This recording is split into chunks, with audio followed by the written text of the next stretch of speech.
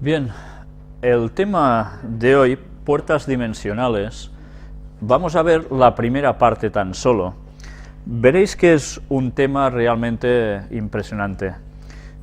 Creo sinceramente que va a ser algo que va a chocar a muchísimas personas del mundo cristiano, porque creo que vamos a descubrir una serie de cosas que muchas veces o prácticamente para nada hemos creído que realmente fuera una cosa cierta. Dentro del mundo esotérico se habla mucho de puertas dimensionales. ¿Qué son las puertas dimensionales? Pues bien, se habla de que hay unas ciertas zonas que son como túneles en el espacio. Túneles entre los cuales, si alguien entrara por allí, saldría muy rápidamente al otro lado, superando las velocidades impresionantes, y que acercaría dos puntos muy distantes del universo prácticamente en un momento. Claro, esto, dicho así, suena muy a ciencia ficción, ¿verdad? Pero dentro del mundo esotérico, estas creencias son muy dadas, y también para gente de temas ovni, etcétera, etcétera. Se habla del Triángulo de las Bermudas, como que puede ser precisamente una puerta dimensional a otros lugares, etcétera, etcétera, ¿no? Hoy lo que vamos a ver, en principio, va a ser una parte de un documental que precisamente dura 2 horas. Nosotros no pasaremos 2 horas, tranquilos, solo pasaremos 3/4 de hora. Y vais a ver que en estos primeros 45 minutos aproximadamente se dicen cosas que van a sorprenderos mucho. ¿Sabéis? Este documental empieza ya a ser casi de culto para muchas personas puestas en asuntos más esotéricos, no cristianos. Veréis que el narrador, el presentador, junto a su esposa, se presentan como precisamente pertenecientes o expertenecientes a una compañía que es de sus familias, que eran Procter & Gamble. ¿Os suenan? Quiero deciros que precisamente esta compañía fue denunciada por personas que siguen más o menos temas religiosos, en que en su emblema se veía una cara como de un señor con barba, y hacían su aspecto el número 666. Fueron dichos públicamente de que verdaderamente esta empresa estaba puesta en cosas raras, ¿no? Pues bien, resulta de que precisamente ellos, dice, ya lo veréis, de que quedan al margen de su familia después, y veréis que prácticamente todo empieza con unas visiones que tuvo este señor cuando era jovencito, yendo en autobús, no sé si a la escuela donde iba, y tiene como una visión de algo que es en lo que prácticamente se va a basar todo. Con esto quiero deciros que tened presente que algunos grandes descubrimientos, grandes inventos, no han sido porque sí, y ya lo vimos en anteriores conferencias. Ha habido personas que han tenido como una serie de revelaciones, de sueños, de alguien que les ha hablado, que les ha imbuido un cierto pensamiento, y a partir de allí han podido descubrir algo. Tened esto presente, porque ya hemos visto con el tema de Lucifer y otras cuestiones que hemos ido presentando, cómo Satanás y sus ángeles tienen la capacidad para poder transmitir conocimientos a los humanos, para que luego ellos hagan o digan cosas, porque han sido originados por pensamiento satánico. Esto no quiere decir que todo lo que ellos digan sea mentira, ni mucho menos. ¿Sabéis? Quiero contaros la experiencia de cómo ha funcionado esto, para centraros un poco en el tema. Yo personalmente, hasta hace unos meses, no creía para nada en las puertas dimensionales. No, en absoluto. Siempre lo vi cosas del mundo esotérico, bastante poco creíble, porque cristianamente nunca se ha hablado de esto. Pero, ¿sabéis? Quizás hemos necesitado un tiempo de dar conferencias en las cuales he podido ir comprobando cómo Satanás siempre plagia no inventa, plagia las cosas de Dios. Y luego sencillamente lo que le da es un toque, girándolo unos grados, para llevar las cosas a su mundo, a lo que él quiere. O sea, plantea algo muy cierto y finalmente el objetivo lo inclina hacia otro lado. Lo hemos visto en muchas cosas. Pues quizás yo necesitaba este periodo de aprendizaje, gracias a hacer las conferencias también, para que de repente yo notara en mi interior, no me digáis cómo, de que tenía que tratar este tema, que había algo que era verdad. Y sabéis, la oración funciona. Y gracias a Dios creo que he podido preparar cosas que os van a abrir la mente de un modo impresionante. Veréis que después de tratar este tema, muchos textos bíblicos, muchas referencias que aparecen en la Biblia y algunas citas de Ellen White, os va a abrir un panorama totalmente distinto al contenido de ciertos textos, que os va a transmitir una fuerza que el texto hasta ahora no os había transmitido. Os lo estoy diciendo por experiencia personal. Quizás podréis decir, bueno, ya está alucinando con alguna de las suyas o cualquier cosa así, pero veréis que a lo largo de estas 2 o 3 conferencias, no sé para cuántas nos va a dar, vamos precisamente a comprender que esto no son tonterías. Hay personas que hablan de agujeros negros en el espacio, que incluso ellos dicen que permite volver atrás en el tiempo o pasar al futuro. Bien, esto es otra historia. Esto es otra historia que no es de lo que estemos hablando ahora. De lo que estamos hablando son de agujeros de gusano que permitirían el traslado de un lugar a otro a una velocidad impresionante y que vamos a ir viendo cómo hay, o no, una interconexión entre un punto en concreto del planeta Tierra y un punto totalmente distante, muy lejos de aquí. Y no es el único, no es el único. Pero bien, todo eso lo iremos mostrando sucesivamente, y sabréis ver cómo precisamente Ron Wyatt ya dijo algo que quedó registrado y que nosotros pasamos aquí en un resumen, y que al finalizar la conferencia de hoy, para terminar, volveremos a recordar, porque nos va a servir precisamente para enlazar ya con el tema siguiente, de un modo que creo que vale la pena que no os perdáis. Bien, pues vamos, antes de todo, a entrar con un texto, una cita de Ellen White, que se halla en el libro El deseado de todas las gentes, un libro que precisamente narra las vivencias de Jesús con unos detalles impresionantes. Antes hemos hablado de lo que sería una falsa profeta, la señora Catalina Emmerich, que vimos sus apariciones, las visiones que tenía, etcétera, etcétera, quién se acercaba a ella para decirle las cosas. Pues vais a ver que los profetas de Dios a veces dicen cosas muy parecidas a lo que Satanás revela a sus secuaces, a esas personas que sin darse cuenta a veces lo están siguiendo y haciéndole caso. Pero veréis que hay una serie de diferencias entre lo que escriben unos y otros, y sobre todo es el objetivo final. A pesar de todo, hoy no vamos a hablar ya de la vida de Jesús en sí aquí, sino que vamos a leer solo una extracción de citas de 2 páginas, concretamente, para centrar el tema en el cual nos vamos a poner llenamente inmersos ahora.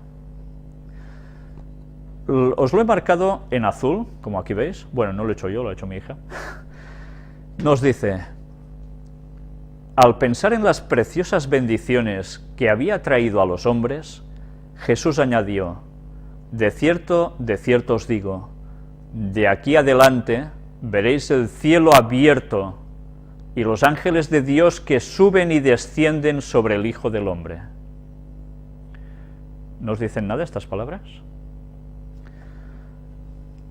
el cielo abierto y ángeles de Dios que suben y descienden sobre el Hijo del Hombre. Ya tendremos tiempo de desglosar todo esto ya, pero eso va a ser en la segunda parte de la temática. Con esto Cristo dice en realidad, en la orilla del Jordán, los cielos fueron abiertos y el Espíritu descendió sobre mí en forma de paloma. Esta escena no fue sino una señal de que soy el Hijo de Dios. Si creéis en mí como tal, vuestra fe será vivificada. Veréis que los cielos están abiertos y nunca se cerrarán. Los he abierto a vosotros. Los ángeles de Dios están ascendiendo y llevando las oraciones de los menesterosos y angustiados al Padre Celestial, y al descender traen bendición y esperanza, valor, ayuda y vida a los hijos de los hombres. Los ángeles de Dios pasan siempre de la tierra al cielo y del cielo a la tierra. Los milagros de Cristo en favor de los afligidos y dolientes fueron realizados por el poder de Dios mediante el ministerio de los ángeles. Y es por medio de Cristo, por el ministerio de sus mensajeros celestiales, cómo nos llega toda bendición de Dios. Al revestirse de la humanidad, nuestro Salvador une sus intereses con los de los caídos hijos e hijas de Adán, mientras que por su divinidad se aferra al trono de Dios. Y así es Cristo el medio de comunicación de los hombres con Dios y de Dios con los hombres. No sé si habéis percibido alguna magnitud importante en estas palabras. Cuando nosotros leemos tantísimas veces durante tantos años y tantos años estas palabras y esos textos bíblicos a los cuales se hace referencia aquí, no terminamos de imaginar lo que realmente, literalmente se está diciendo. Tantas veces cogemos las cosas con un significado espiritual y desechamos el literal. Pues ya veis cómo los ángeles de Dios se mueven de arriba abajo y de abajo arriba. Y Cristo hizo algo, la intercesión, el puente, el pasillo entre Dios y los hombres, y entre los hombres y Dios. Hay un cierto simbolismo, ¿verdad? Pero también hay una literalidad. Pues bien, no voy a apretar más ahora en esta cuestión. Esto es solo para empezar a daros a conocer lo que vamos a tratar a fondo aquí y que nos va a sorprender tanto. Y ya sin más, vamos a empezar a ver estos aproximadamente 45 minutos de este vídeo documental que tenéis aquí. Quiero deciros que estéis muy atentos sobre todo a las imágenes que van a aparecer realizadas en ordenador de cómo funcionan un cierto tipo de energía en la Tierra y quizá más allá, porque quiero que veáis las formas. Es muy interesante para poder comprender cómo funcionará todo lo que vamos a relatar aquí después. Veréis que él mantiene una entrevista con un señor que está muy reconocido dentro de, parece ser, con la NASA incluso y a nivel científico, Nassim Haramein, del cual muchas personas más vinculadas al mundo esotérico, menos al cristianismo, lo tiene como, bueno, una celebridad. Parece ser que es una persona muy inteligente, pero que habla en este caso de cosas muy interesantes, pero que tened por supuesto que después no lleva a las personas a Cristo, ni mucho menos, como tampoco las lleva a Cristo el documental este cuando va terminando. Dice cosas muy bonitas, nos habla de que al final el mundo va a cambiar, va a ser como un paradigma de bondad impresionante, etcétera, etcétera. Todo esto es mentira. Estos son los engaños satánicos, ese milenio de paz que espera el mundo, pero no es lo que va a suceder. Satanás conseguirá eso por un tiempo y la gente va a caer de cuatro patas en ese engaño. cuando Él venga haciéndose pasar por Jesús, pero no va a terminar así. Por eso es interesante que, como dijo el apóstol Pablo, examinadlo todo, retened lo bueno, porque a veces hay cosas que podemos extraer que verdaderamente vale la pena conocer, pero hay que saber desestimar lo que verdaderamente es un error. Estad muy atentos sobre todo a las imágenes que vais a ver en esa realización de esos dibujos y las explicaciones que ellos dan. Vamos a entrar ahora ya sí el vídeo.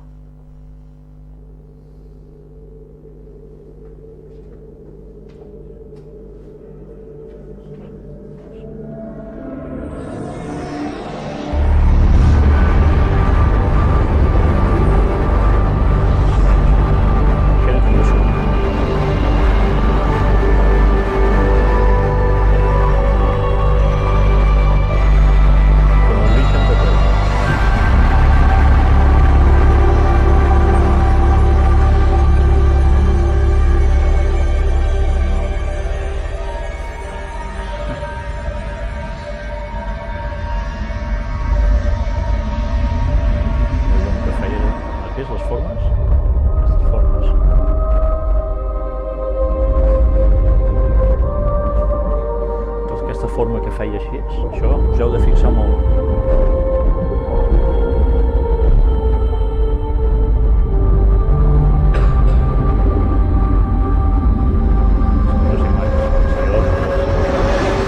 Explica l'evolució ara. Tot és el procés, surt de l'aigua, va a la terra...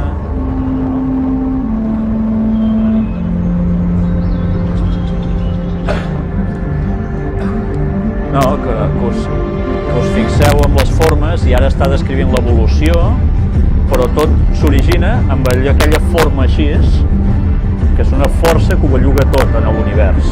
Estigueu atents a això. Aquelles formes són vitals per tot. Cualquier sistema vivo de nuestro querido planeta es una expresión elocuente de la sorprendente habilidad del universo para encontrar el equilibrio perfecto y hacer lo que se supone que hace la vida. Medrar. No és Déu, és l'univers. El que sigue la vida es medrar.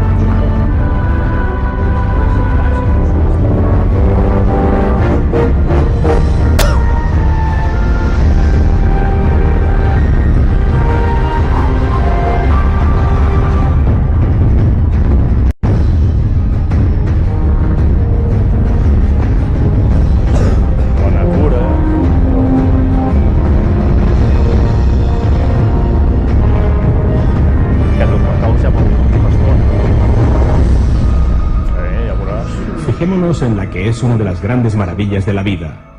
Como un pequeño óvulo y un solo esperma indómito y valiente pueden desencadenar un proceso del que al final nace un nuevo ser humano. Un ser con muchas habilidades y un potencial ilimitado, con un cerebro capaz de reflexionar sobre aspectos complejos de sí mismo, con piernas hechas para bailar y correr, dedos lo suficientemente hábiles para tejer un cesto, tocar el violín o acariciar un rostro. Si hay algo que nos ha enseñado la naturaleza, es que la vida está diseñada para funcionar y que, como cualquier ser vivo, nuestro propósito es medrar.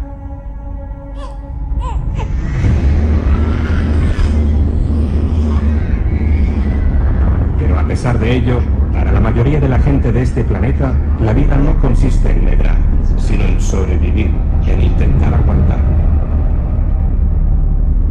¿De verdad que no lo podemos hacer mejor? ¿Acaso el universo trabajó durante 14.000 millones de años solo para crear una especie que acabaría siendo una enemiga de la propia vida y, por tanto, enemiga de su propio hogar? Yo no lo creo. Me llamo Foster Gamble y me he pasado casi toda la vida intentando averiguar qué ha pasado, cuál es la causa ahora mismo de que el planeta sufra esta sorprendente agonía y soporte todas estas penurias. Cuando era joven, impulsado por la miseria que veía y por el miedo que tenía a que nuestra especie no sobreviviera, me embarqué en un viaje para buscar la respuesta a preguntas como ¿es posible que los seres humanos podamos medrar? Y si es así, ¿por qué no lo hacemos? Mi búsqueda me llevó a lugares a los que nunca imaginé que pudiese llegar. Descubrí sorprendentes hallazgos que al principio parecían no estar relacionados. pero que al final resultaron tener una conexión vital, como luego veréis. Descubrí un código, un modelo en la naturaleza que ha estado presente en el mundo de las artes sin iconos a través de los siglos. Creo que este código es la clave de una nueva fuente de energía limpia y sostenible que puede revolucionar completamente el estilo de vida de las personas. También acabé entendiendo cómo está amañado nuestro sistema económico y descubrí qué podemos hacer para evitarlo. Este viaje me reveló nuevas formas de poder reclamar nuestro poder para crear sistemas liberadores y saludables en cualquier lugar de la Tierra. Ahora sé que no somos un error, simplemente estamos equivocados. Hemos permanecido ciegos ante nuestra brillantez. Nos han despojado de nuestra fuerza, hemos ignorado nuestro genio, hemos dejado pasar por alto nuestro verdadero poder y grandeza. Pero todo eso está a punto de cambiar.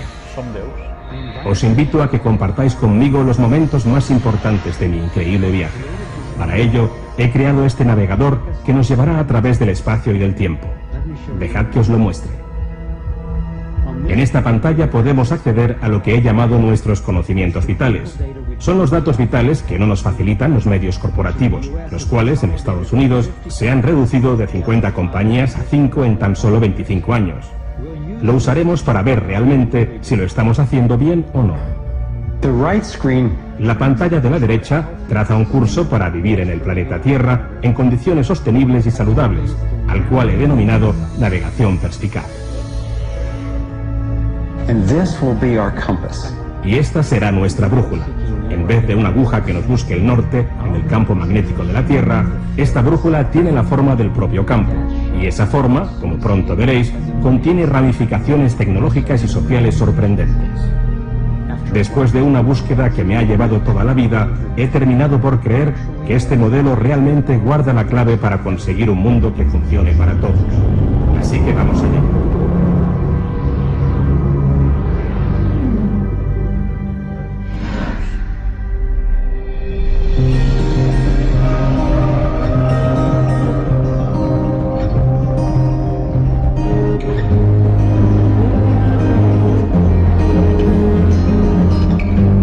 David Icke, los reptilianos, tot allò.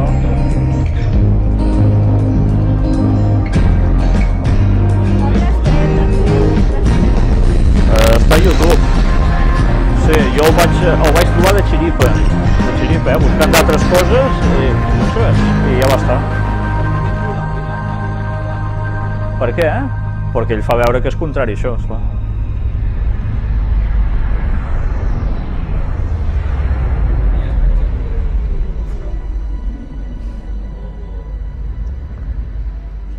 Crecí en un mundo de privilegios y poder. Asistí a las mejores escuelas privadas y luego a la Universidad de Princeton. Como uno de los descendientes directos de Procter & Gamble, me prepararon para ser un líder en la compañía, pero en cambio elegí un camino diferente.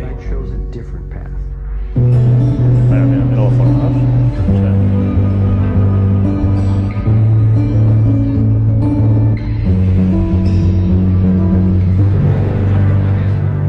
Comencé a despertar cuando estaba en primaria. Los adultos me enseñaban que la manera de protegerme ante una explosión nuclear era meterme debajo del pupitre y protegerme la cabeza. Fue entonces cuando de verdad empecé a hacerme preguntas. Un par de años después, tuve una experiencia directa con la energía universal. Ocurrió un día cuando iba de camino a la escuela en el autobús mirando por la ventana. Tuve una visión de un modelo en forma de remolino y supe que el flujo de energía que estaba viendo era el mismo que podía encontrar en un átomo o en nuestro sistema solar. Sentí intensamente que de alguna manera yo también estaba hecho de ese mismo modelo. Esa visión fue lo que me animó a estudiar ciencias y a intentar averiguar cómo funciona el universo y cómo encajamos los seres humanos en el modelo general de energía de la vida. Años después, me enteré de que el modelo que vi ya lo habían descubierto algunos científicos. Parece ser que en 1921, Albert Einstein obtuvo el premio Nobel por descubrir que cuando se desprende energía en el universo, aparecen pequeños paquetes de plenitud. Este modelo nos dice mucho acerca de cómo evoluciona la vida. Teniendo en cuenta las perpetuas maravillas de la creación en el universo, y lo insostenibles que resultan muchos de nuestros sistemas humanos, deduje que me resultaría útil aprender cómo el universo crea y mantiene la vida. És l'univers el que crea, no és Déu. Cada uno de estos pequeños paquetes de plenitud que Einstein descubrió, denominados cuanto, en este caso fotones, están compuestos de un material que los envuelve, pero por dentro son diferentes, como un remolino en el agua. Estos paquetes siempre siguen el mismo modelo, da igual lo grandes que sean, y son de vital importancia en asuntos que aparentemente no tienen ninguna conexión entre sí, como las guerras del Oriente Medio, el colapso financiero mundial y cómo conseguir justicia para todos. Veamos cómo. Los matemáticos llaman toroide a este modelo. La energía de un toroide fluye desde un extremo, circula por el centro y acaba en el otro extremo. Está equilibrada, se autorregula y siempre es completa. El científico e inventor Arthur Young fue el primero que me enseñó un toroide. El futurista Duane Elgin explica que el toroide es el modelo primario que utiliza la naturaleza para la vida a cualquier escala. La evolución implica desplegar, extender. Así que la pregunta es, ¿qué está extendiendo el universo? Y lo que el universo está extendiendo son sistemas autoorganizados. Y podemos notarlo a diferentes escalas. Un sistema autoorganizado es el término técnico de un sistema que se controla a sí mismo, que se conoce a sí mismo. Si nos fijamos en la naturaleza, podemos ver este tipo de formas autoorganizadas por todos lados. Podemos verlo en la sección transversal de una naranja, en la sección transversal de una manzana. Podemos verlo en la naturaleza dinámica de un tornado. También en el campo magnético que envuelve la Tierra, un campo magnético similar alrededor de un individuo. También podemos verlo en la estructura de una galaxia en forma de remolino, o en la estructura de un pequeño átomo.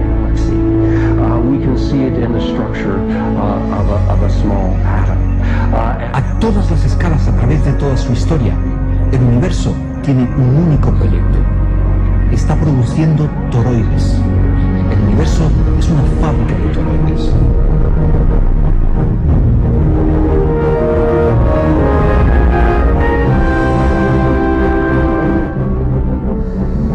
Estas dinámicas toroidales son visibles a varias escalas. Una de ellas a nivel galáctico, compuesto por grandes estructuras giratorias que contienen miles de millones de estrellas. Generalmente, esas galaxias giratorias parecen tener enormes brazos y tienen vórtices que van desde el centro hasta el extremo del halo galáctico que las rodea. Las estrellas se mueven desde este disco galáctico hacia el halo, bajando hasta los vórtices y así sucesivamente. Sabemos que algunas estrellas ya han realizado dicho camino, como la estrella Arturo.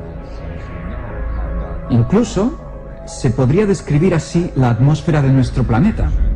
El tiempo baja desde el polo norte hasta el ecuador y luego vuelve a subir.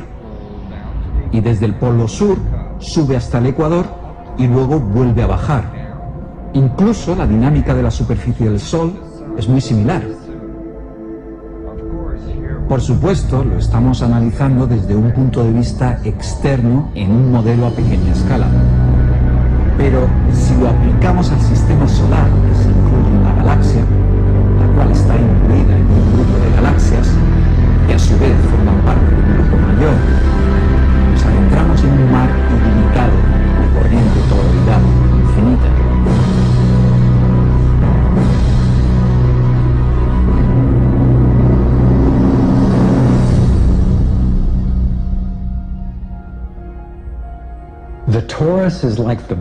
Un toroide es como la respiración del universo. Es la forma que toma la corriente de energía a cualquier nivel de existencia. Pero también existe una estructura subyacente en cómo encaja la corriente, una especie de esqueleto. Se llama vector en equilibrio, un término acuñado por uno de los grandes pensadores del siglo XX, Buckminster Fuller. Inspirado por la obra visionaria de Fuller, me pasé décadas investigando las dinámicas del vector en equilibrio y del toroide. Me emocioné tanto por el potencial de la forma de la energía toroidal que en 1997 fundé junto con otras personas un grupo de reflexión multidisciplinario llamado Sequoia Symposium para analizar el modelo e investigar sus aplicaciones. Todos los datos que fuimos recogiendo me convencieron de que el toroide y el vector en equilibrio son modelos primarios, fundamentales para la creación del universo a todas las escalas. En las reuniones del Sequoia Symposium me enteré de que había inventores que afirmaban que usaban la dinámica toroidal como la base de dispositivos que generaban energía sin combustión. Este progreso revolucionario, que utiliza lo que a veces se denomina punto cero, radiante o energía libre, es lo que ahora se denomina tecnología de nuevas energías. Teniendo en cuenta que muchos de los sufrimientos que padecemos en nuestro planeta son debidos a la falta de acceso a la energía, me di cuenta de que una fuente de energía libre, ilimitada y limpia sería uno de los mayores avances de la historia. No solo podría mejorar la calidad de vida en el planeta, sino transformarla de verdad. Así que empecé a preguntarme quién más conocía este modelo o esta poderosa y potente fuente de energía. Algunos de los científicos del grupo de reflexión me mostraron cómo diferentes culturas habían codificado el toroide durante milenios. Al parecer, las culturas antiguas habían incluido este código en las formas más persistentes entonces posibles. Por ejemplo, en historias, iconos, alfabetos y edificios. Ahora mismo estamos en uno de los lugares sagrados más antiguos del mundo, el templo de Osiris en Abidos, Egipto.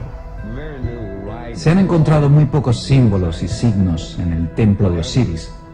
Sin embargo, hay un dato muy importante en ese templo. Es un dibujo apenas visible, pero muy preciso y claro. No está grabado con cincel en la piedra, ni tampoco esculpido. Está grabado con un objeto candente en la estructura atómica de la piedra, de una forma extraordinaria. Nassim ha descodificado el símbolo de Osiris en 3 dimensiones. Ya que nuestro mundo no está formado solo por 2 dimensiones, tiene sentido que los códigos que transmiten información sobre nuestro mundo tampoco se limiten a diseños planos. Su versión tridimensional del símbolo de Osiris empieza con el vector en equilibrio, un campo de fuerza en perfecto equilibrio que irradia 12 líneas de energía iguales.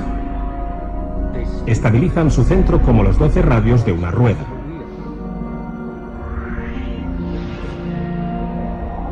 El modelo primario de esta corriente de energía en equilibrio alrededor de esta estructura es el toroide.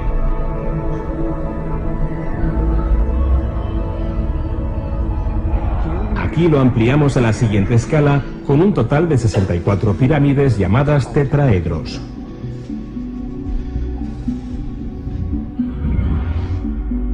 Si incluimos esferas que representen el campo de energía toroidal que envuelve a cada una de las pirámides, y después eliminamos las pirámides, nos encontramos una matriz que es, sorprendentemente, una superposición exacta del símbolo de Osiris. Un modelo tridimensional con el mismo modelo que fue grabado con un objeto candente en el muro de piedra del templo egipcio hace miles de años. Bueno, ahora viajemos a través de los continentes, de Egipto a China, donde la misma figura geométrica aparece en otro lugar sagrado construido en 1420. Si vas a la ciudad prohibida, allí residen los dioses del sol y allí encuentras en la entrada a los perros Fu, los guardianes del conocimiento, quienes lo protegen bajo sus patas. La misma figura geométrica de 64 unidades de energía aparece codificada de nuevo. Entonces me empecé a preguntar, ¿es una simple coincidencia que ese diseño exacto aparezca en lugares tan importantes en 2 continentes diferentes? Pero luego Nassim me enseñó que a lo largo de los siglos esta figura geométrica de 64 puntos aparece codificada de nuevo en otras culturas de todo el mundo. El árbol de la vida de la cabalística hebrea crea la misma estructura que hemos visto, con el vector en equilibrio de nuevo incluido en cada uno de los niveles. El sistema de sabiduría ancestral chino llamado I Ching se basa en 64 hexagramas, símbolos formados por grupos de 6 líneas, algunos continuos y otros discontinuos. Y se pueden unir como las 6 caras de un tetraedro, y juntos formarían el cristal tetraédrico de 64 caras.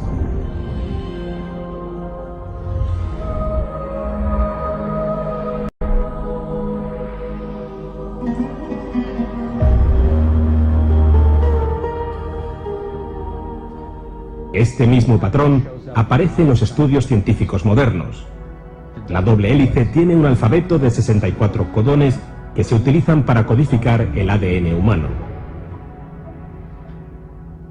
Gracias a esto me di cuenta de que hace miles de años tenían un avanzado conocimiento de la geometría de la vida del universo. Pero ¿cómo pudieron saberlo? La mayoría de las historias del antiguo Egipto, de los mayas y los incas, hablan de que los dioses del sol llegaron a la tierra y les enseñaron ingeniería, escribir y todos sus conocimientos científicos. Empecé a preguntarme si todos estos dioses del sol no eran sino civilizaciones avanzadas que llegaban desde otra parte de nuestra galaxia. Estos textos de muchas culturas ancestrales describen que llegaron en barcos voladores, o según la tradición védica, en máquinas voladoras, etc.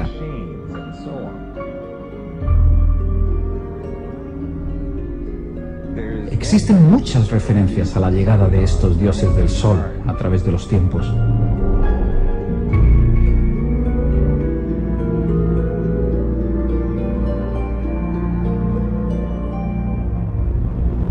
¿Es posible que estos primitivos pilotos, llegados desde más allá de nuestro mundo, fuesen los responsables de compartir el conocimiento de este código?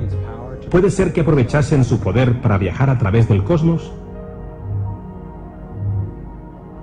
Nunca pensé que esta investigación me llevaría a tales conclusiones. Todas estas ideas hicieron que mi mundo se tambaleara, pero Nassim tiene pruebas contundentes que respaldan sus teorías, y no encuentro ningún otro razonamiento lógico que explique cómo se han podido registrar avanzados conceptos matemáticos y físicos desde hace más de 3000 años.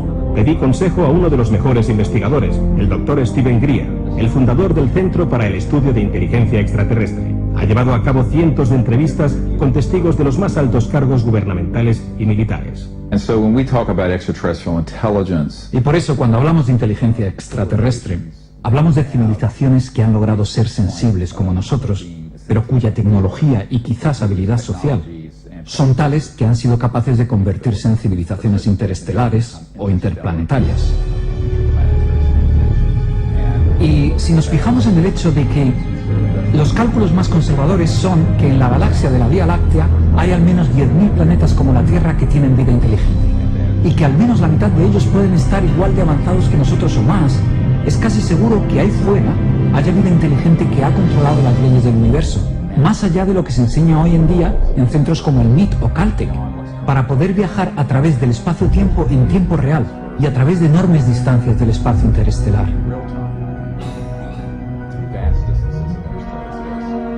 Tenemos más de 4.000 casos en los que estos objetos han aterrizado en tierra firme y han dejado pruebas físicas. Más de 3.500 casos de testimonios de pilotos. Cientos de casos, incluidos los del investigador con mayor cargo de la Administración Federal de Aviación, John Callahan, y un gran número de otros operadores, donde el radar ha registrado que esos objetos volaban a una velocidad de miles de kilómetros por hora, o se desmaterializaban y luego volvían a aparecer en otro punto del cielo. Sí, nos han visitado los extraterrestres, algunas naves se han estrellado y se han recuperado material y cuerpos.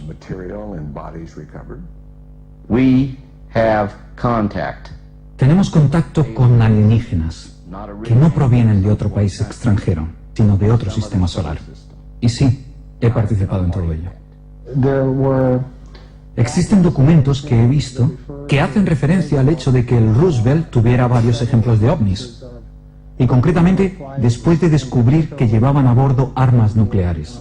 Pero mi comandante me dijo: Jordan, lo que has registrado en el diario de a bordo nunca ha ocurrido. Los miembros de la tripulación que entraban y que salían vieron al ovni sobrevolando el cielo. Era un objeto metálico circular y, a mi entender, los misiles estaban desactivados. Significa que ya no funcionaban. Algo desactivó esos misiles. Hay que recordar que esta cosa volaba a varios miles de kilómetros por hora. Entonces va y dispara un rayo de luz hacia la cabeza nuclear, le da, y luego se eleva así, y nosotros volábamos así, dispara otro rayo de luz, se gira así, nosotros íbamos así, dispara otro rayo de luz, baja así, dispara otro rayo de luz, y entonces sale volando por donde vino, y la cabeza nuclear sale disparada hacia el espacio. La sensación que tuvimos en ese momento era que tenía que haber sido extraterrestre. Cogieron la película y buscaron la parte que tenía el ovni, cogieron unas tijeras y la cortaron. La colocaron en un rollo aparte y lo metieron todo en un maletín.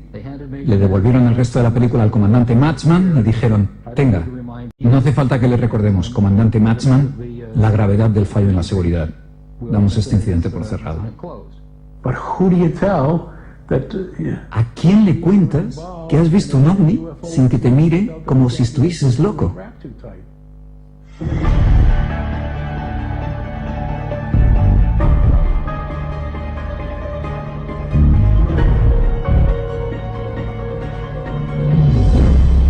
De todas las pruebas de la existencia de los ovnis, hay un fenómeno extraordinario que continúa dejándome perplejo y me fascina. La aparición por todo el mundo de los llamados círculos de las cosechas.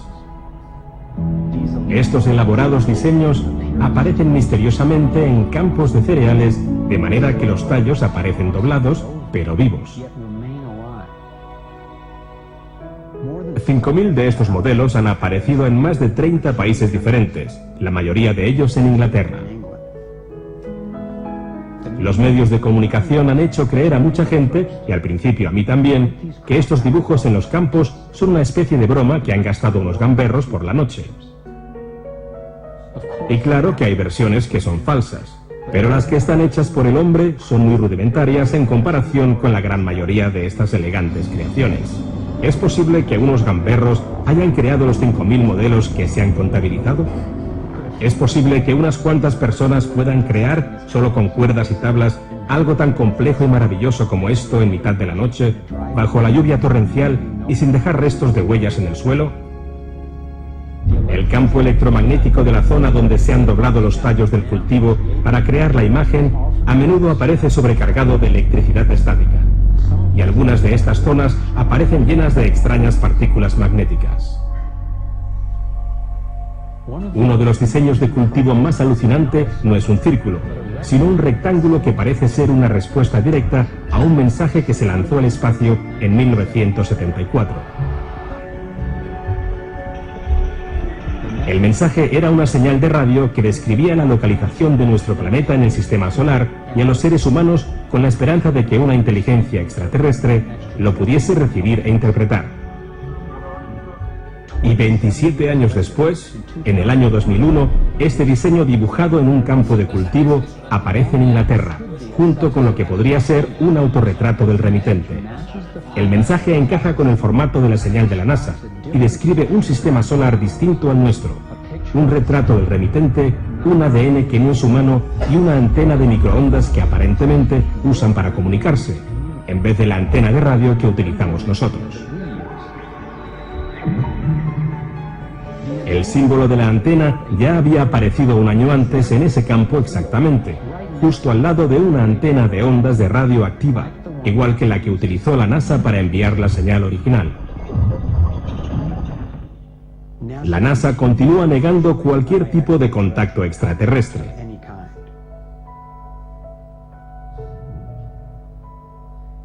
Y aún así, año tras año, estas espectaculares creaciones aparecen.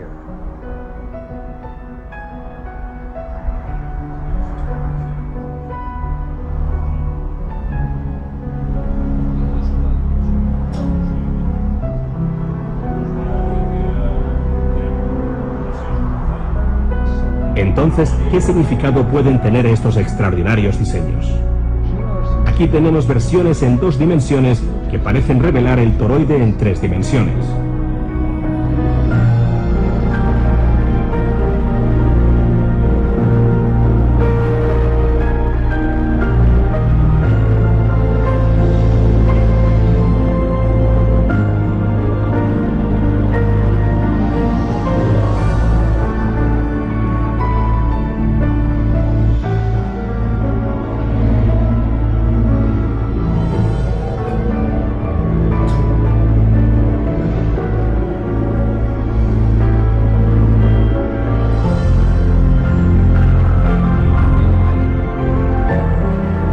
aquí está el vector en equilibrio.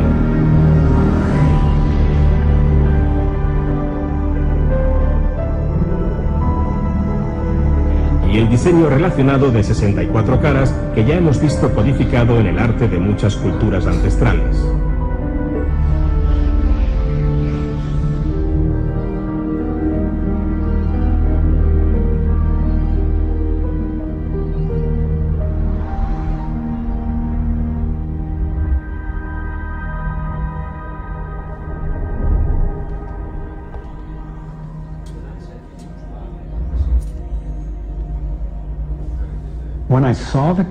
Cuando me di cuenta de la coherencia existente entre los círculos en los campos y las codificaciones ancestrales, pensé que fuese quien fuese que los hubiese creado y viniese de donde viniese, estos diseños tienen que tener un importante propósito. Son tan coherentes.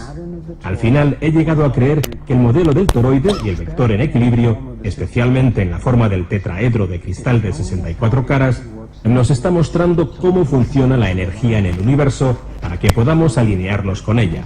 Creo que nos están dando un modelo para acceder a la energía de una manera limpia, segura y sin límites, así como nuevas formas de propulsión. ¿Acaso podríamos recibir un mensaje más importante desde su punto de vista y especialmente ahora que empezamos a expandirnos despreocupadamente más allá de nuestro propio planeta? Fui a buscar más datos que pudiesen confirmar esta teoría y conocí al Dr. Jack Kasher, un antiguo profesor de física en la Universidad de Nebraska, quien también ha investigado el fenómeno OVNI. En su presentación en el Sequoia Symposium, el Dr. Kasher nos enseñó una serie de excepcionales dibujos de una mujer llamada Lane Andrews, quien afirma que la han invitado a subir a una nave extraterrestre. Me sorprendió ver los detallados dibujos que había hecho del campo de energía toroidal, el cual, según ella, propulsaba el vehículo y protegía a los pasajeros. Posteriormente entrevisté a James Gilliland. James tiene varias horas de secuencias filmadas de avistamiento de ovnis en su granja cerca del Monte Adams, en el estado de Washington. También afirma que ha subido a bordo de una nave alienígena. Lo que me dejó alucinado fue que nunca antes había visto a Lane Andrews, ni sabía nada de su experiencia y aún así describió un fenómeno que era sorprendentemente parecido: muchas naves con aros giratorios de luz. ¿Se trataba solo de una coincidencia que James y Lane describiesen la misma dinámica toroidal y que los dos hayan sufrido el acoso del gobierno y de las agencias militares? A algunos la idea de los ovnis les puede parecer una locura, y aún así, si la analizamos desde otro punto de vista, es completamente verosímil. La Tierra existe desde hace 4.000 millones y medio de años. ¿Qué pasaría si hubiese otro planeta que fuese casi como nosotros, casi exactamente igual? Que tuviese 4.501 millones de años. Ellos están 1 millón de años por delante de nosotros, y a escala galáctica seríamos como hermanos gemelos. Por tanto, ¿dónde estaremos dentro de 1 millón de años? Ya habremos solucionado todos estos problemas, y aún hay otra forma, ya sea a través de los agujeros de gusano o deformando el espacio. Tiene que haber una forma de generar energía que nos permita sacarla del vacío. Y el hecho de que ellos estén aquí nos demuestra que han encontrado una forma de hacerlo. Esto es algo sorprendente para el sistema humano que está en pleno proceso. Entiendo por qué la gente de nuestra generación, la gente que aspira a posiciones de liderazgo político, etc., nunca se atreve a abordar esta cuestión, porque es un reto a nivel mundial, un desafío fundamental para la humanidad. Así que aquí estamos, una especie relativamente inmadura que lucha contra una posible autodestrucción. Si la alineación con el toroide esconde la clave para el acceso a una nueva forma de energía limpia y segura, imaginemos las consecuencias. Este podría ser el avance tecnológico más importante de nuestros tiempos. ¿A quién no le gustaría tener una fuente de energía ilimitada y plenamente disponible? Esa es la pregunta clave, y es la que me lleva a dar el siguiente paso hacia lo desconocido.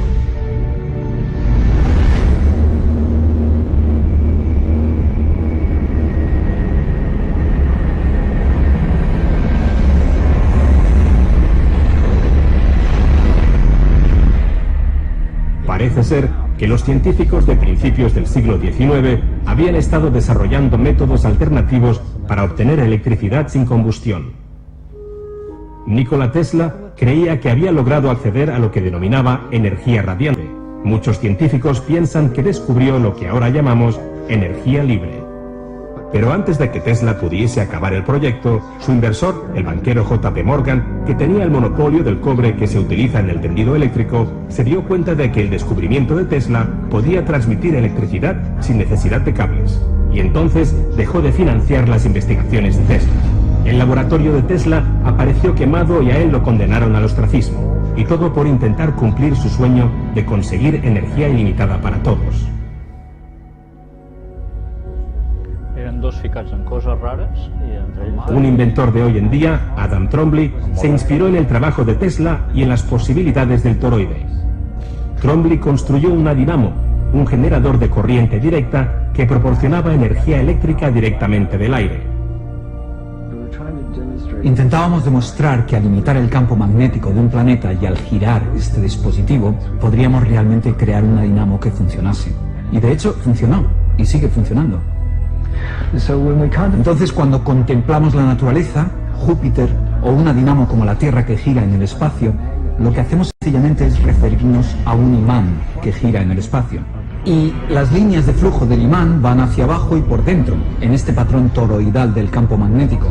También se expande y se contrae, respira. Literalmente coge del espacio la energía que necesita y la transforma. Justo aquí, en este toroide, tenemos energía suficiente para transformar toda la Tierra entera. Y eso no es una simple teoría, sino que es literalmente cierto. Simplemente pensemos en las implicaciones que esto supone. Significa que cualquier lugar de la Tierra tendría energía. Cada persona de la Tierra tendría acceso a la energía. Gozaríamos de toda la abundancia del universo. Las Naciones Unidas y el Senado de los Estados Unidos habían invitado a Trombley para que demostrase cómo funcionaría uno de estos generadores. Pero al final, la administración de Bush boicoteó estos actos y después el gobierno requisó el dispositivo durante una redada. Pero la historia de Trombley no es la única. Cada vez que conozco a un inventor con una nueva y prometedora tecnología en el campo de la energía libre, me cuenta una experiencia parecida a la vivida por Trombley. El inventor John Bedini empezó a trabajar sobre las teorías de Tesla acerca de la energía radiante hace décadas y ha creado una gran variedad de dispositivos de cargadores de baterías que generan más energía de la que necesitan para funcionar. Anunció que iba a empezar a distribuirlos a muy bajo precio. Poco después, lo atacaron en su laboratorio y lo amenazaron para que dejase de producirlos. Por su propia seguridad, tuvo que dejar a un lado la comercialización de los dispositivos de energía libre. Todos estos dispositivos provienen de laboratorios que visité personalmente.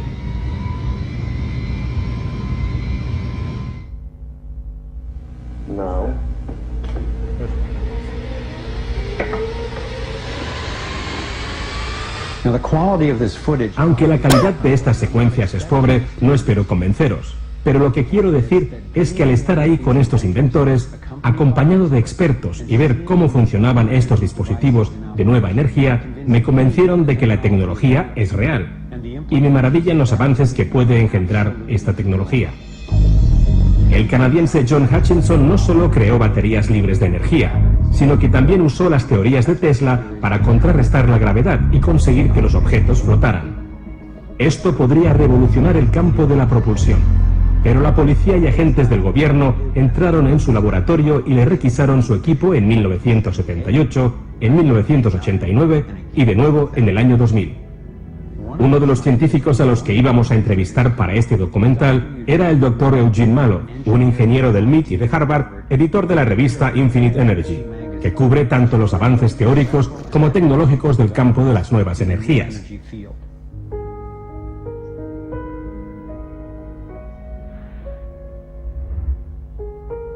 Misteriosamente, recibió una paliza que le provocó la muerte en el año 2004. Si todos estos inventores eran unos estafadores y unos charlatanes, me pregunto por qué se los reprime de una manera tan brutal y constante. Le pregunté al inventor de energía libre, Adam Trombley, por qué pensaba que se restringía la investigación de este tipo de tecnología y si mantenía alguna relación con el fenómeno ovni. Importantes rangos del cuerpo militar han corrido un riesgo al afirmar, sí, estas cosas son reales. ¿Por qué pensáis que el complejo industrial militar evita a toda costa este tipo de declaraciones? Porque empiezas a pensar en qué clase de tecnología se esconde tras el fenómeno OVNI. Esa es la cuestión principal. La falta de transparencia del fenómeno OVNI está directamente relacionada con la falta de información sobre la denominada energía libre. La energía se extrae de la estructura del espacio que nos rodea, lo que significa que no se puede medir. Esa es una amenaza directa a la mayor y única industria del mundo, la energía. Sería decir adiós a ExxonMobil, al petróleo, al carbón, a la transmisión lineal de electricidad a través del tendido eléctrico. Todo eso desaparecería. Por desgracia, para algunos implica una fortuna de 200 billones de dólares. Las reservas registradas de petróleo, carbón y gas están valoradas en más de 200 billones de dólares. Si se revelase esta información, cambiaría completamente el poder geopolítico. De una manera que aún no se ha visto en toda nuestra historia. Y pasaría en una generación. Ara, quan vagi a sortir la dona d'ell parlant, penso que és en català. Empecé a examinar las soluciones que suponían estos significativos avances, y para mi sorpresa, estos conceptos ya habían sido demostrados en cientos de laboratorios de todo el mundo, pero sus resultados aún no han salido a la luz. En vez de hacer que las cosas colisionen e intentar controlar la explosión, estas nuevas tecnologías se basan en la mezcla, en el baile con lo que naturalmente es. El denominador común de todos estos dispositivos de energía libre que he visto es que imitan de una manera u otra la forma de energía toroidal. No hace falta que creamos en la tecnología de la energía libre para preocuparnos por la represión de las ideas y los nuevos inventos.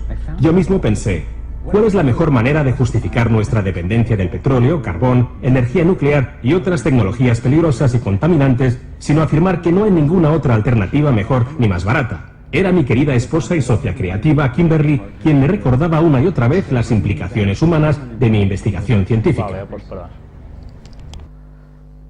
Bien, ya habéis visto este documental que tiene cosas tremendas, realmente fantásticas, maravillosas. Pero bien, también habéis percibido, supongo, que en ningún momento habla de un Dios creador, sino de que es el universo el que crea, y él mismo es el que lo hace todo, y que nosotros tenemos una fuente dentro del conocimiento que está dormido, etcétera, etcétera, paralelismo en que nosotros somos dioses, de hecho, ¿no? Pues bien, ya veis que aunque dice cosas muy sorprendentes y enseña esas estructuras de cómo funciona, parece ser el universo, y cómo incluso en frutas aparece, etcétera, etcétera, sí que es interesante ver cómo, no sé si lo habéis visto también en un trozo, os habéis fijado, cómo se podría desplazar uno a través de ese universo, precisamente a través de estos túneles creados con todo esto. Pues bien, si nos quedamos básicamente con el funcionamiento de lo que él nos ha ido mostrando en este documental, vamos a ver ahora también lo que es un agujero de gusano. Ya veis que aquí tenéis toda la explicación, no os lo voy a leer porque es un poco extensa, pero aquí tenéis un esquema de un agujero de gusano que permite técnicamente el viaje a través del tiempo. Esto es técnicamente, claro, demostrarlo es más difícil, ¿no? Pero que por la teoría, evidentemente, esto podría ser. Hay, ya veis, distintos tipos de agujero de gusano, intrauniverso, interuniverso, etcétera, etcétera, distintos nombres para distintas pequeñas modalidades al respecto. Aquí veis un esquema, también un diagrama de un agujero de gusano. Ya veis cómo hace como una forma de embudo por arriba, embudo por abajo, unido por en medio. Hace también pues como deformar el universo, ha dicho él también antes, ¿no? ¿Para qué? Pues para generar ese espacio para pasar mucho más deprisa.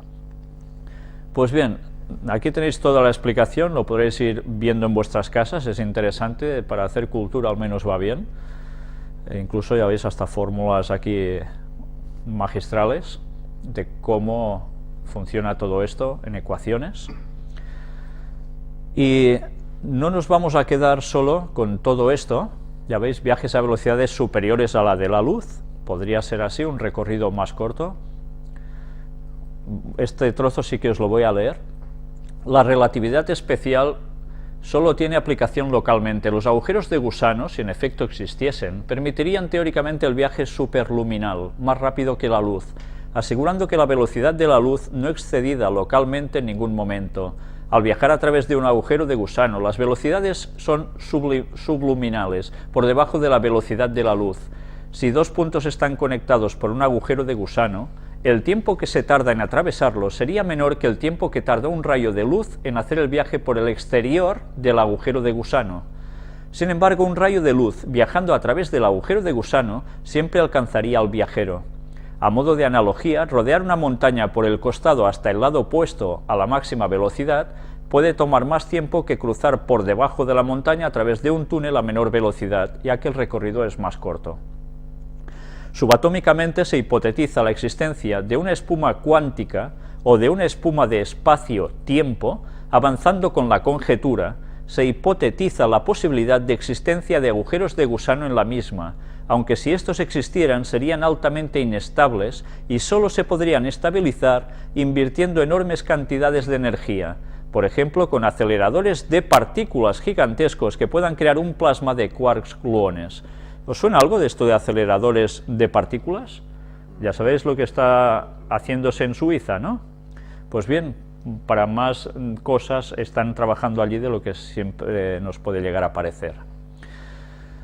Aquí tenéis cómo funcionaría todo el esquema, con el túnel de gusano, la Tierra aquí, decenas de años luz, y abajo, estrella lejana, nuestro universo, y el recorrido que esto implicaría. Y ya veis, aparece una palabra, hiperespacio. ¿Suena esto en la Guerra de las Galaxias? Cuando se embalan rápidamente, coordenadas, ¡pam!, hiperespacio, y salen flechados, se ven las estrellas que pasan a una velocidad tremenda, ¿no? Pues bien, esta es la forma como teóricamente esto funciona. Y ahora vamos a ver precisamente más cosas de cómo, yo le titulo el lado oscuro, son los que hablan del mundo esotérico de todas estas cosas. Veamos en una página, puertas dimensionales, ya veis, nos cita aquí, cómo no, el caso del Triángulo de las Bermudas, como aviones al pasar por allí, algunos como barcos desaparecen, otros lo que son las brújulas se vuelven locas, etcétera, etcétera, ¿no? Pues bien, aquí va dando datos de lo que se hablan como agujeros dimensionales, incluso de poder cambiar no solo de dimensión, sino incluso de tiempo, de pasar de un tiempo presente a un futuro o a un pasado, ¿no? Mirad aquí una vez más cómo siempre todo va relacionado, las puertas dimensionales, con qué tipo de cosas, de las cuales nosotros venimos hablando y denunciando tanto aquí como procedentes del mundo satánico y tan bien aceptados popularmente, con chakras, etcétera, etcétera, que tanto se habla, ¿no? Por eso, cuando nosotros oímos hablar de estas cosas, los cristianos, enseguida rechazamos porque lo asociamos ya a todo este tipo de movimientos. Este quizás era nuestro error. Mirad esta imagen también aquí. Luego veréis una imagen muy parecida a esta. Tened esto presente en vuestras mentes. Incluso ya veis, dicen que contienen mucha energía desconocida, se suelen abrir cada cierto tiempo, estos tipos de túneles en el espacio, normalmente suelen estar en algunas ruinas milenarias o puntos geográficos como volcanes o grandes lagos. Ellos, los del mundo más paranormal, por decirlo de algún modo, sitúan estas puertas dimensionales en ciertos lugares muy concretos. Sabéis que en el documental se ha hablado mucho sobre asuntos de sol, que venían de muy lejos, etcétera, etcétera. Bien, siempre hay ese tipo de adoración, dicen que venían con naves de lejanos lugares, siempre hay la tendencia a creer que todo esto sirve para que gente o habitantes de otros planetas vengan aquí. Mirad, en la película Stargate, que luego posteriormente también se hizo serie de televisión, ya veis en esta portada lo que representa una pirámide, de la cual hemos venido hablando mucho aquí, en estas conferencias, y por arriba lo que sería una puerta dimensional. Quizás esta película es la que más ha trabajado en favor de estos conceptos, y el argumento aquí también lo podéis ver cómo funciona, y esta es una imagen donde se muestra lo que sería una puerta dimensional en algún cierto lugar que tú cruzas y ¡patam!, te vas a otro sitio. Diréis, qué bobadas, ¿eh? ¿Qué diréis? ¿Bobadas? ¿Algunos de vosotros? Quizás otros decís, no, porque ya estáis en el mundo sin saberlo, quizás esotérico, que creen en estas cosas como una realidad. Veremos si estas cosas son bobadas o realmente no lo son. Estos serían las puertas que te trasladan de un sitio a otro, ¿no? Y que aparecen en estas instantáneas de la película. Vamos ahora a ver un vídeo precisamente sobre puertas dimensionales en México. Sin embargo, existen varias imágenes que hasta el día de hoy no tienen una respuesta y que algunos investigadores piensan se trata de puertas dimensionales. ¿Usted qué piensa? Aquí le presentamos estas imágenes.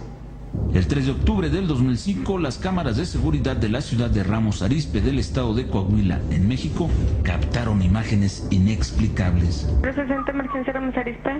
¿Ya vieron la estrella? ¿Cómo? Que si vieron la estrella. ¿Cuál estrella? La que está acá afuera. No, ¿dónde mero? Enfoca la cámara al lado oriente, acá para el lado de Manantiales, man. ¿Está bien grandota? Pues no, pero se ve de colores. Ay, no es cierto. Estas cámaras comenzamos la primera etapa con 3 cámaras. Tienen un alcance de hasta de 700 a 1500 metros. Tienen un zoom que a varios cientos de metros se puede leer la placa de un automóvil. Está colocadas en los puntos neurálgicos de la ciudad, de tal forma que controlamos aproximadamente el 30% de la superficie de la ciudad. Cámaras como las que ustedes vieron pueden costar 350,000 pesos, con ese zoom, con ese alcance. En una de las llamadas que nos hace la ciudadanía de unos objetos que se ven en el cielo, las luces, el lunes 3 de octubre, donde vemos que sí, efectivamente hay unos puntos brillantes en el cielo. Cerca de las 3 de la mañana se recibieron reportes de un objeto muy luminoso que se encontraba cerca de la ciudad. Entonces, la Guardia de Seguridad, empleando una cámara de seguridad especial, dotada de filtros muy sofisticados, captó al objeto luminoso. Sin embargo, parecía ser energía creando un aro, una especie de puerta dimensional. En primera instancia, algunos astrónomos consideraron que se trataba de la aberración de la lente ante la presencia de un objeto muy brillante, probablemente un planeta como Marte. Sin embargo, esta posibilidad sería descartada poco tiempo después, ya que los anillos no son concéntricos. Estos parecen moverse de un lado a otro, algo fascinante. Pero no sería la única ocasión en que esto habría ocurrido. 3 semanas después de lo acontecido en Ramos Arizpe, en Sussex, Inglaterra, un testigo que desea mantenerse en el anonimato captó una imagen similar sobre su propia casa. Esta es muy parecida. Incluso cuando se realiza una comparación se puede demostrar el fenómeno. Observe las imágenes, son únicas en su tipo. Pero se obtendría una imagen más. Semanas después, el 3 de diciembre se lograron estas imágenes clarísimas de un anillo luminoso también en Sussex. Finalmente, en el mismo lugar, el 22 de diciembre del 2005, se obtuvo esta imagen. Parecería un ojo en el cielo. Vea usted por sí mismo. México e Inglaterra se han distinguido por la gran cantidad de avistamientos que se han presentado en los últimos años. Antes eran imágenes de objetos que presentaban las más variadas formas. Ahora nos encontramos en el tercer milenio con algo que habíamos escuchado, pero que nunca había sido posible documentar. ¿Serán estas verdaderas puertas dimensionales? Por ahora no tenemos la respuesta, pero seguiremos investigando.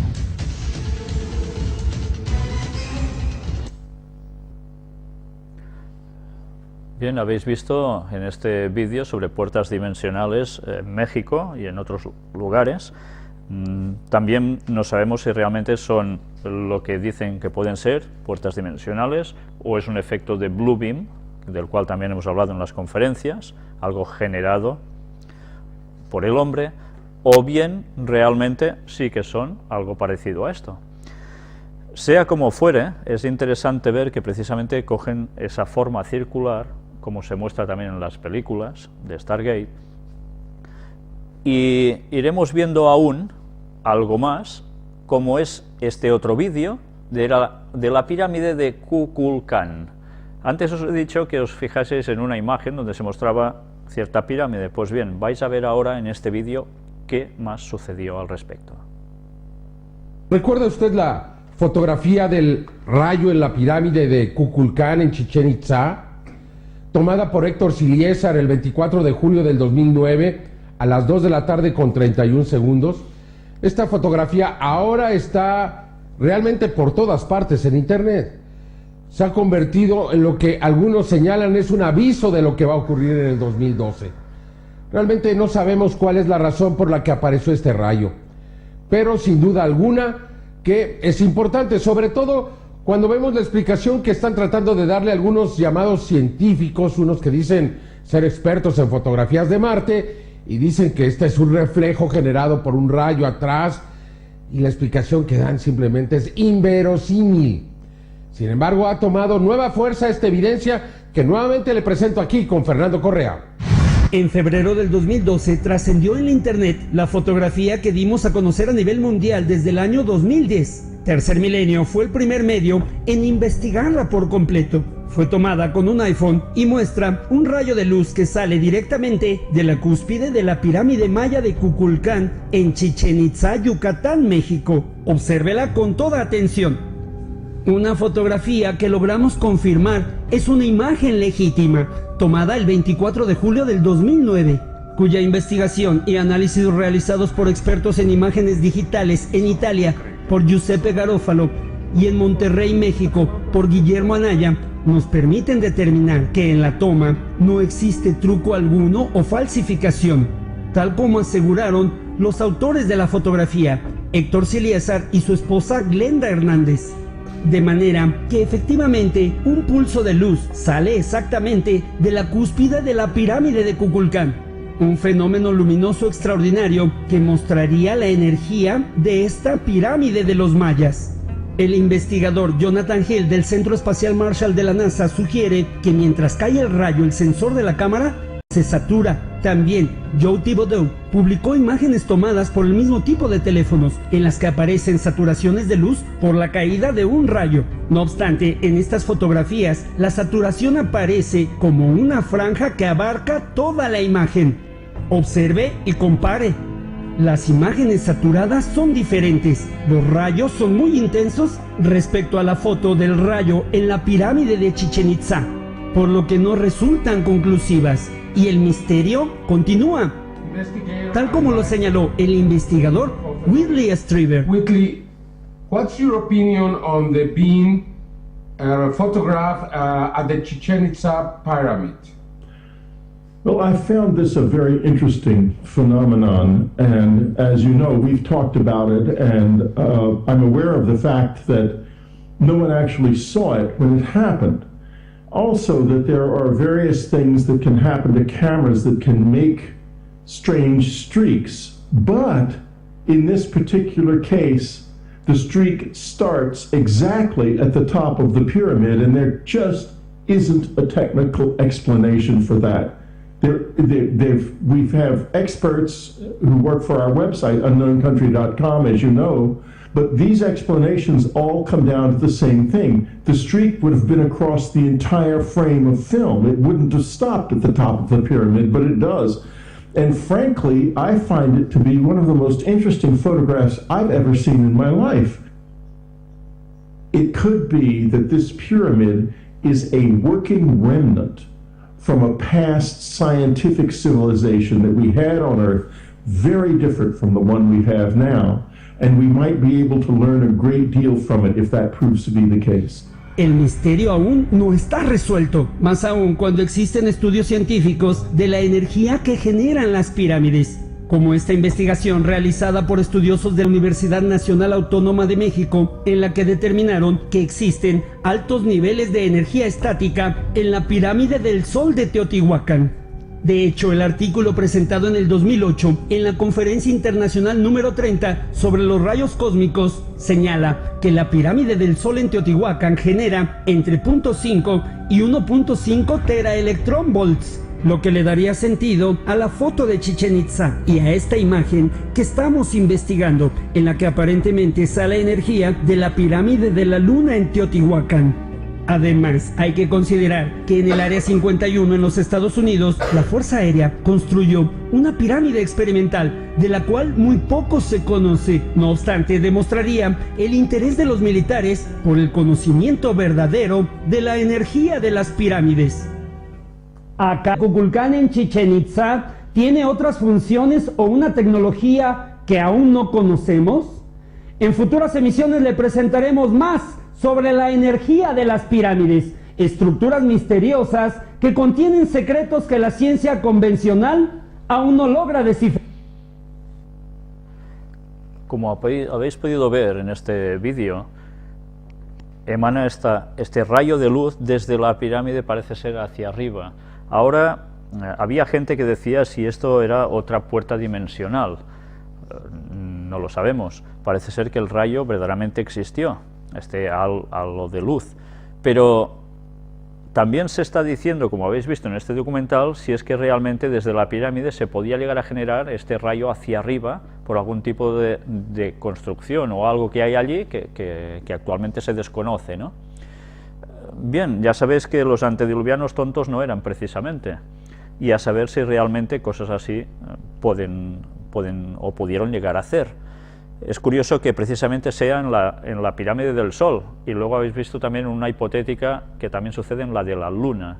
Ya sabéis que estos astros, especialmente el del Sol, eran totalmente el símbolo de la adoración a Lucifer, a Satanás, el portador de luz, teóricamente antes.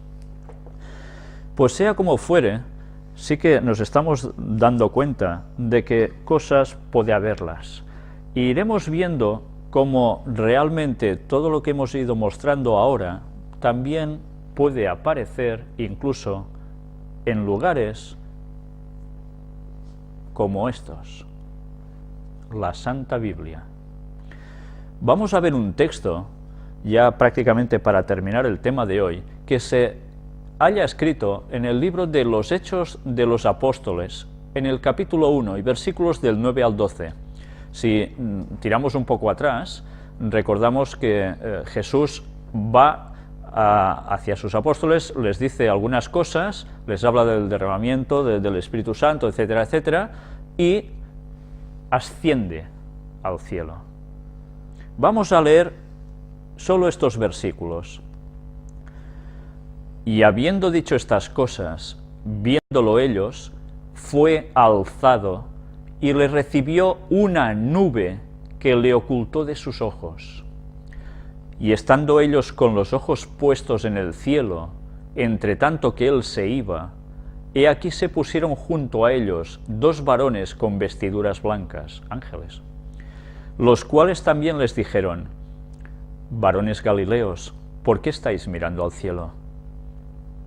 Este mismo Jesús, que ha sido tomado de vosotros al cielo, así vendrá como le habéis visto ir al cielo.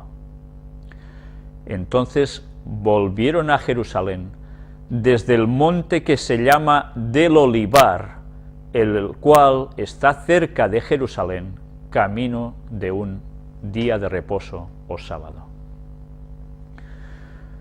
Este texto es bastante más impresionante cuando conocemos algo que ya dijo Ron Wyatt y que ahora vamos a ver y recordar. Pero estad atentos a los textos que iremos analizando en el transcurso de la próxima conferencia, si Dios quiere, siguiendo con esta temática, porque veremos los textos bíblicos que nos hablan de estas puertas en el cielo, e incluso la puerta del cielo, y veréis que lo que nosotros sencillamente cogíamos casi como una forma muy simbólica de hablar, o de unas puertas sencillamente en unas murallas de Jerusalén, de la celestial, sí, que a ver las haylas, pero hay algo más aún que todo esto. Es interesante que nos detengamos un momento a que cuando Cristo ascendió hacia los cielos, ¿qué pasó? ¿Qué le ocultó de la vista, de los ojos de los apóstoles, de los discípulos? Una nube. ¿Realmente era una nube? Nosotros cuando leemos los textos nos imaginamos una nubecilla, como todas las que vemos cada día. ¿Era realmente una nube? ¿O era algo que vino del cielo y con lo cual él después se fue? ¿Hablamos de ovnis? Habrá un escándalo probablemente si sencillamente lo dejo todo aquí. No voy a entrar en más detalles, solo deciros, para que os deis cuenta de que no hablo de que Cristo sea un marciano, ni mucho menos, estamos hablando del Dios creador, que debemos recordar, este detalle es que Cristo volverá con las nubes. Esto lo analizaremos también. Y Ellen White habla, además, de que viene en una plataforma en la cual los redimidos de todas las épocas subirán para ir al cielo, pasando ¿por dónde? Por Orión. Mirad qué detalles iremos viendo que nos van a hacer percibir una magnitud de las cosas como jamás hemos imaginado, pero que no solo queda en un conocimiento que, vale, bueno, es así, nos lo habíamos imaginado así, sino que además tiene una función muy concreta y especial, porque todo al final nos va a llevar a un lugar, a una localidad. Una palabra que veis aquí, Jerusalén. Todo esto lo veremos a su debido tiempo y dando unos detalles bastante, creo, impresionantes al respecto. Pero bien, antes de terminar, quiero que veáis precisamente el recopilatorio de esas citas, perdón, de esas imágenes en las cuales Ron Wyatt dejó plasmadas, o alguien le filmó, cuando él se refirió a puerta del cielo, en un lugar en concreto. ¿Os habéis fijado en el texto anterior que hemos leído? ¿Dónde sucedió este hecho de los apóstoles mirando al cielo mientras Jesús se va? En el monte del Olivar, conocido como el Monte de los Olivos, que está cerca de Jerusalén, allí mismo al lado. Vamos a ver cosas que realmente creo que os sorprenderán tanto como me sorprendieron a mí mientras estaba preparando este tema. Gracias a Dios, ahora lo podremos ir mostrando, y veréis una vez más que todo lo que Satanás está moviendo en este mundo, que está haciendo caer a tantas personas en un engaño, está basado siempre o normalmente en cosas que son ciertas, y luego sencillamente con un pequeño giro desvía a la gente totalmente de Dios. Pues bien, vamos ya, sin más, a entrar el vídeo de Ron Wyatt. Vais a ver al inicio de este vídeo que hay unas palabras que no pertenecen a la filmación sobre Ron Wyatt, sino que las hemos puesto allí como notas aclaratorias para que os situéis en los lugares o de los lugares que Ron va a hablar, y que nos van a servir también para empezar a comprender la magnífica importancia de por qué Jerusalén es la clave de todo desde tiempos inmemoriales en la historia de la humanidad y hasta el mismísimo final y más allá. Vais a ver en la descripción de las letras que van a aparecer ahora unos lugares como Monte Moria, Gólgota, etc., Leed por favor con atención lo que pone allí y memorizadlo, porque nos va a servir para ubicarnos a la perfección con todo lo que iremos viendo a partir de ahora en estas conferencias. Vamos a entrar el vídeo. Quan acabi el... La sangre de estos animales, que representaba a Cristo como nuestro portador de pecado, era rociada. Ahora, 600 años antes de que Cristo iba a ser crucificado, el ejército de Babilonia venía bajando desde el norte para destruir Jerusalén, y algunos hombres piadosos fueron guiados por Dios para llevar el arca de la alianza y los otros muebles del templo y esconderlos en una cámara de la cueva de este acantilado que usted acaba de pasar, el que tiene el cráneo, la cara del cráneo en el mismo. Los tenía que esconder debajo de allí. 600 años más tarde, los romanos eligieron un punto directamente encima del lugar donde estaba el arca de la alianza y cortaron los agujeros para la cruz en la roca de esta cantera, no en el cerro, donde a la mayoría de nosotros se nos ha enseñado.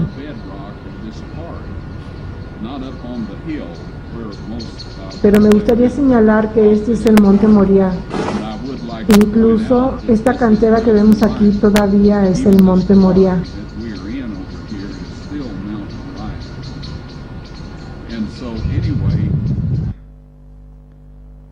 El lugar donde Cristo murió, a un centenar de yardas del lugar donde está usted sentado, es donde eso tuvo lugar.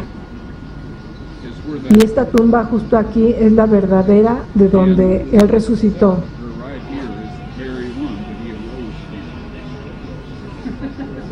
Esta es la entrada al cielo, mis amigos. Jacob, cuando tuvo su sueño, estaba solo un poco más al norte de aquí y tuvo su visión y dijo que vio ángeles ascendiendo y descendiendo. Dijo que este lugar no es otra cosa sino la puerta de entrada al cielo, y te aseguro que eso es lo que es. Si quiere ver dónde fue sepultado Cristo, vaya, mire la tumba del jardín. Ahí es el lugar. Y el sitio de la crucifixión está aproximadamente a 80 pies de la tumba del jardín. No voy a decirle más sobre eso hasta que podamos mostrar a usted el video.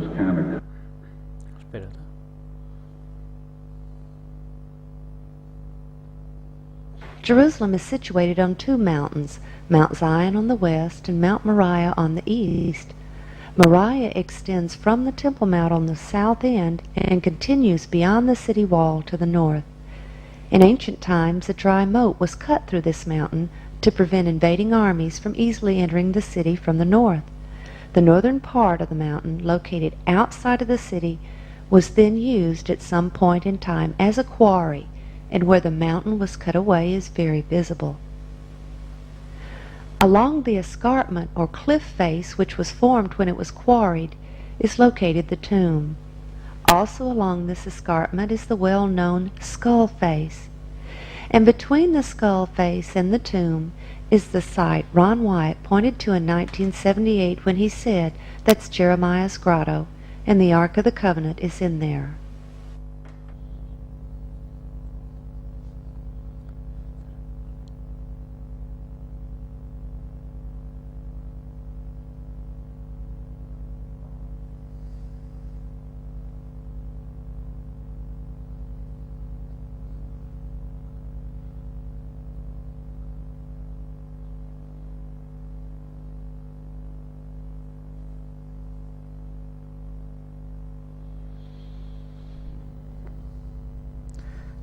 Si habéis percibido las palabras de Ron Wyatt, os habréis dado cuenta de el punto donde él se encontraba en esos momentos, en el momento en que todo esto se filmó. Él dijo claramente que estaba en la zona de la tumba del jardín.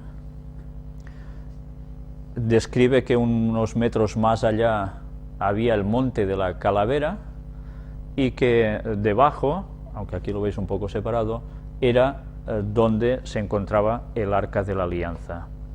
Diréis, ¿y todo esto qué tiene que ver? Si nosotros siguiésemos ampliando la imagen, antes aparece, y lo habéis visto en la filmación, se ve incluso la zona donde estaba construido el templo de Jerusalén, actualmente con la mezquita de Al-Aqsa puesta allí. Toda esta zona era conocida como el monte Moria, donde precisamente Abraham tenía que sacrificar a su hijo Isaac. ¿Sabéis que Dios no lo permitió? Era una prueba sencillamente que le hizo para que se diese cuenta de lo que significa para un padre dar a su hijo, con la cual cosa debía experimentar lo que la divinidad iba a sentir en esos momentos, y además siendo inocente Cristo, teniendo que morir por los pecados de todos nosotros. Todo eso sucedió ya como un reflejo o un tipo de lo que sería después, años después, muchos años después, la muerte de Cristo en el mismo lugar. Todo sucedió allí mismo. Si recordáis también, Ron Wyatt habla de su encuentro con Jesús precisamente en ese lugar, mientras estaba en la excavación. Y él dice en ese encuentro de que Jesús, cuando tiene el diálogo con él, le dice de que venía de Sudáfrica y se iba a la Nueva Jerusalén desde allí. ¿Cómo desde allí? Ron dijo, recordadlo, que era la puerta del cielo. Esto no son palabras vulgares, estas son palabras muy, muy importantes.